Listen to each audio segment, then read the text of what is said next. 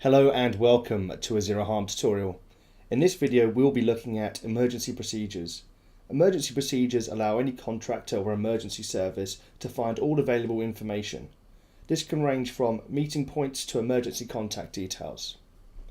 Begin by logging into your account at zeroharm.app.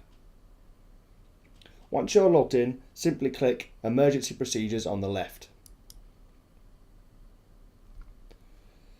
Here we'll have the option to modify the template which we provide as a default. It begins by looking something similar to this. If you haven't already updated it during the site creation, you can do so after you've set up. So here we have, in an event of an emergency or natural disaster, the following will happen.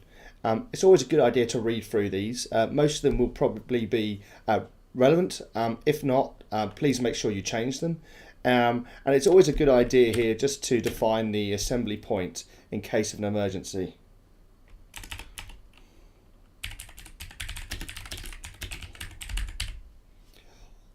Once you're happy, click Save and it'll update.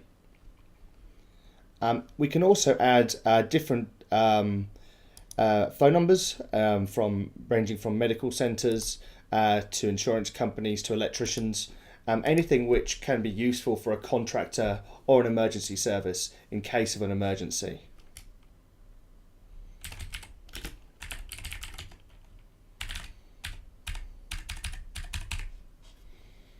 Once you've added the details, simply click Add.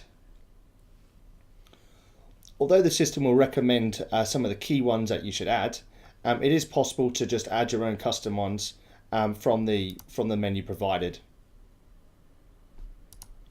We also have an other contact, so if you wanted something which wasn't on the list, that is also possible.